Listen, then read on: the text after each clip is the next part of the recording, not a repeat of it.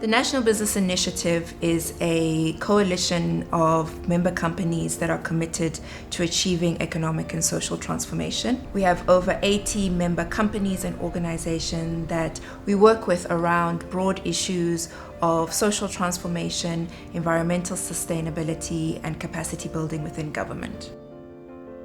The Pride and Belonging Edu-Series is a second part of prioritizing the belonging of LGBTQIAP+ employees in the workplace with a specific focus on the South African private sector. So in 2020, we conducted research and published a report on understanding the experiences of these employees at work. And so the Edu-Series is an extension of that. It is meant to elevate the voices of LGBTQIAP+ employees, their experiences, as well as providing guidance on the key interventions that need to be done by the private sector in ensuring that there is a culture of belonging in the workplace.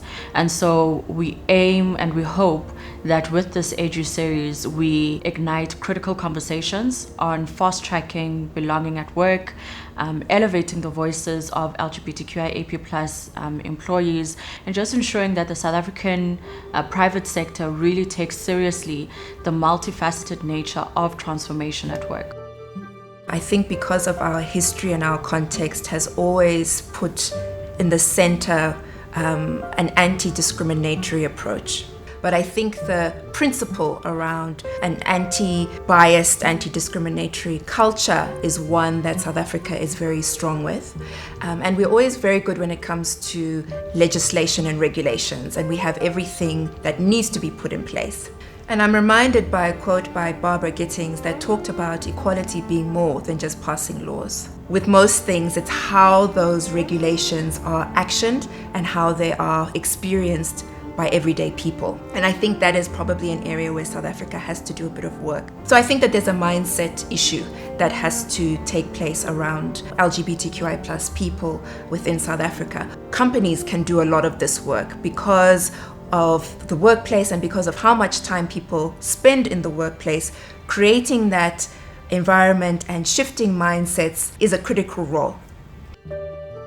So the NBI has been doing a lot of work around transformation, and part of this is around inclusion within the workplace, and especially the concept of belonging. When you come across a business that is diverse, whether it's from a gender, neurodiverse, sexual orientation aspect, you have a workforce that is vibrant, one that is intentional about upward mobility, and it also facilitates a space where the inclusive nature of the business is one where innovations can occur. The benefit of having these different groups and different ideas and innovative thinking styles is really critical in moving the South African business sector forward and being very deliberate about the kind of future generations that are going to be taken in and absorbed by the business. And they need to step into businesses that are equally deliberate about hosting them and prioritizing their upward mobility within the structures.